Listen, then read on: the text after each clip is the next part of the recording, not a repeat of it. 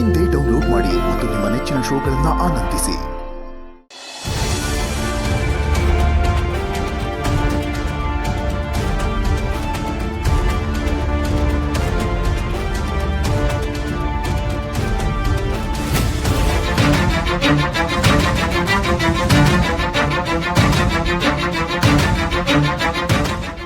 ನಿತ್ಯ ಅಮ್ಮ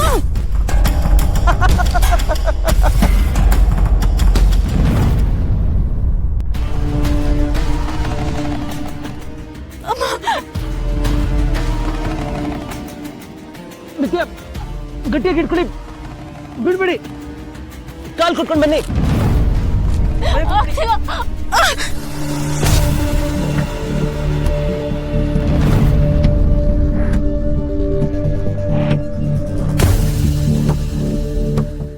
ನೋಡಿ, ಭಯ ಪಡಬೇಡಿ, ನಿಧಾನಕ್ಕೆ ಮಣ್ಣು ಸಪೋರ್ಟ್ ತಗೊಂಡು ಹತ್ತಿ.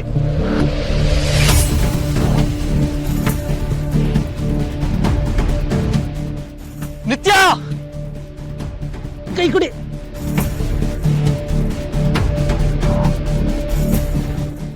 ನಿಮ್ಮನ್ನು ಇಟ್ಕೊಂಡಿದ್ದೀನಿ ನಿತ್ಯ, ಏನು ಆಗಲ್ಲ, ಧೈರ್ಯವಾಗಿರಿ.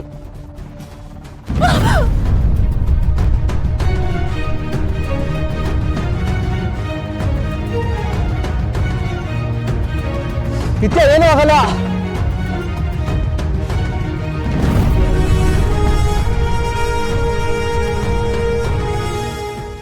ಅಕ್ಕ,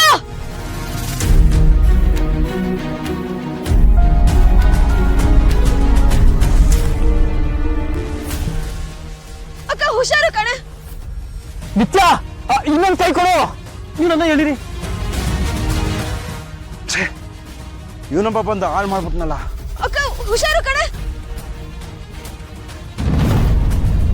ಗಡಿಬಿಡಿ ಮಾಡ್ಬಿಡಿ ತೇಜಸ್, ನನ್ನ ಹಿಂದೆ ಕೇಳಿರಿ. ಕಣ ಸರ್, ಕೈನ ಗಟ್ಟಿಯಾಗಿ ಇಟ್ಕೋ. ಅಕ್ಕ ಕಣ್ ಮುಚ್ಕೊಳ್ಳೆ, ಕಣ್ಣಿಗೆ ಮಣ್ಣು ಬೀಳುತ್ತೆ. ಹುಷಾರು ಕಣೆ ಅಕ್ಕ.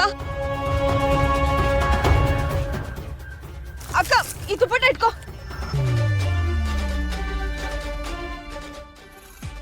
ಗಟ್ಟಿಯಾಗಿ ಇಟ್ಕೊಳ್ಳೆ.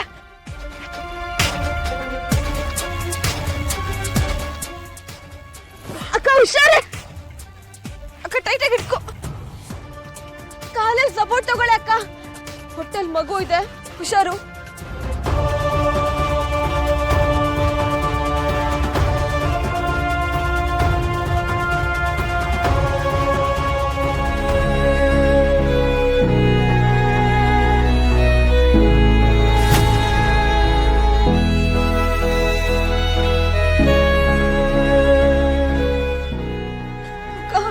ನಿನಗೇನು ಆಗಿಲ್ಲ ತಾನೆ? ನಿತ್ಯ, ನಿನಗೇನು ಆಗಿಲ್ಲ ತಾನೆ?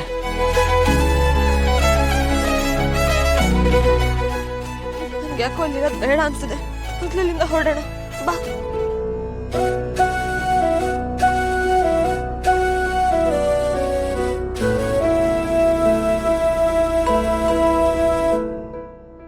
ನೋಡಿ ಫೆಲೋ, ಇದನ್ನ ಕೇಳಿಸ್ಕೊಳಕ್ಕ ನಾನು ನಿನಗೆ ಕೆಲಸ ಕೊಟ್ಟಿರೋದು. ನಾನೇನು ಮಾಡಲಿ ಮೇಡಮ್, ಆ ಕರ್ಣ ಬೆನ್ನು ಬಿದ್ದಿದ್ದು ಬೇತಾಳಂತರ ಆ ಹುಡುಗಿಯಿಂದನೇ ನಿಂತಿರ್ತಾನೆ ಮೇಡಮ್.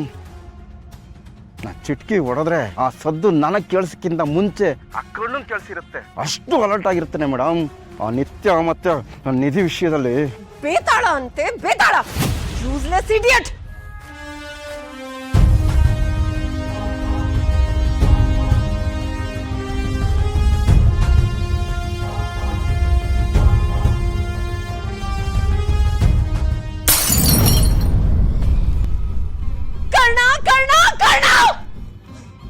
ಅವರಿಬ್ಬರ ಜೀವನ ನರ್ಕಕ್ಕೆ ತಳ್ಳೋಣ ಅಂತ ನಾನ್ ಕಾಯ್ತಿದ್ರೆ ಪ್ರತಿ ಸಲ ಬಂದ್ ಕಾಪಾಡ್ತೀಯ. ನಿಧಿ ನಿತ್ಯ ಕಥೆ ಮುಗಿಯೋವರೆಗಾದ್ರೂ ಸುಮ್ಮನಿದ್ ಬಿಡು. ಯಾಕೆ ನನ್ ಗಡ್ಡ ಬರ್ತೀಯ?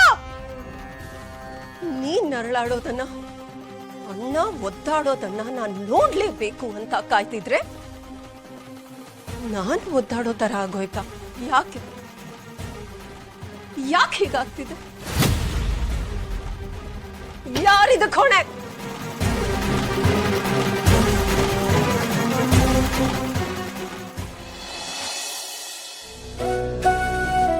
ನಿತ್ಯ, ನಿನಗೇನು ಆಗಿಲ್ಲ ತಾನೆ? Thank you Karna. ಮತ್ತೊಂದ್ಸಲ ಹುಟ್ಟು ಬಂದಾಗಾಯ್ತು ನನಗೆ. ನೀವೇನಾದ್ರೂ ಇರ್ಲಿಲ್ಲ ಅಂದ್ರೆ ಇಷ್ಟೊತ್ತಿಗೆ ನಂಗೆ ಯಾಕೋ ಭಯ ಆಗ್ತದೆ. ಮಗುಗೇನಾದ್ರೂ ಆಗಿರುತ್ತಾ? ನಿತ್ಯ ಒಂದ್ಸಲ ಆರಾಮಾಗಿ ಪೂರ್ತಿ ಉಸಿರು ತಗೊಂಡ್ಬಿಡಿ.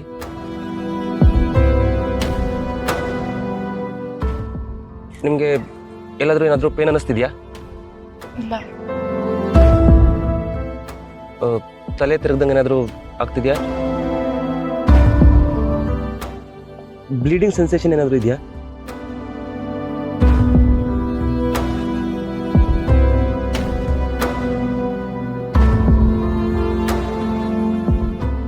ಏನೂ ಆಗಿಲ್ಲ, ದೇವ್ರ ದೊಡ್ಡವನು. ಸರ್, ಸದ್ಯಕ್ಕೆ ನಮ್ಮ ಕಣ್ಣಿಗೆ ನೀವೇ ದೇವ್ರ ತರ ಕಾಣಿಸ್ತಿರೋದು. ನಿಜ ಕಣ, ಆ ದೇವ್ರೆ ನಿಮ್ಮನ್ನ ಕಳಿಸಿದ್ದು ಅನ್ಸುತ್ತೆ. ನನ್ನನ್ನ ಎಷ್ಟು ಸಲ ಕಾಪಾಡಿದ್ದೀರಾ ನೀವು. ಥ್ಯಾಂಕ್ ಯು ಅನ್ನೋದು ತುಂಬಾ ಚಿಕ್ಕ ಪದ.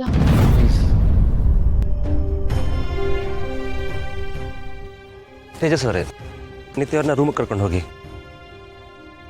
ಅವ್ರು ಸ್ವಲ್ಪ ರೆಸ್ಟ್ ಮಾಡಲಿ, ಆಮೇಲೆ ಇನ್ನೊಂದ್ಸಲ ಚೆಕ್ ಮಾಡ್ತೀನಿ. ನಿತ್ಯ,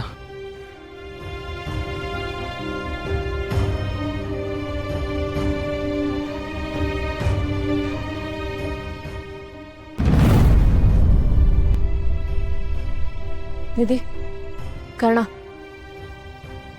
ನೀವಿಬ್ರು ನಮ್ಮ ಜೊತೆನೇ ಇರಿ.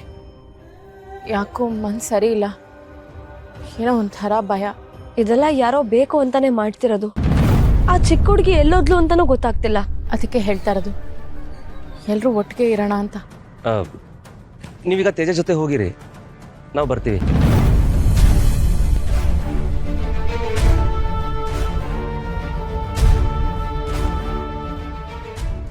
ಯಾಕೆ ಹೀಗೆ ಆಡ್ತಾ ಇದ್ದಾಳೆ ಇವಳು? ಏನಾಗಿಲ್ಲ ಅಂತ ನಾನು ಕೇಳೋದಕ್ಕೆ ಹೋದರೆ ಕಣ್ಣನ್ನೇ ವಹಿಸ್ಕೊಂಡು ಮಾತಾಡ್ತಾ ಇದ್ದಾಳೆ. ಜೊತೆಗೆ ಹೋಗೋಣ ಅಂದರೆ ಭಯ ಆಗುತ್ತೆ, ಕರ್ಣ ಬರಲಿ ಅಂತಾಳೆ. ಅಂದರೆ ನಾನೇನು ಇವಳಿಗೆ? ನಾನು ಯಾಕಿದ್ದೀನಿ ಇವಳ ಜೀವನದಲ್ಲಿ? ನನ್ನ ಮೇಲೆ ನಂಬಿಕೆನೇ ಇಲ್ವಾ ಇವಳಿಗೆ? ನನಗಿಂತ ಕರ್ಣನೇ ಹೆಚ್ಚಾಗೋದು. ತೇಜಸ್ಗೆ ನಿತ್ಯನ ಜೊತೆ ಮಾತಾಡ್ತಿರೋದು ಬೇರೆ ಥರನೇ ಅನ್ನಿಸ್ತಿದೆ. ನನ್ನಿಂದ ಅವರಿಬ್ಬರ ಸಂಬಂಧಕ್ಕೆ ಯಾವುದೇ ರೀತಿ ತೊಂದರೆ ಆಗಬಾರ್ದು. ಸರ್, ಏನಾಯ್ತು?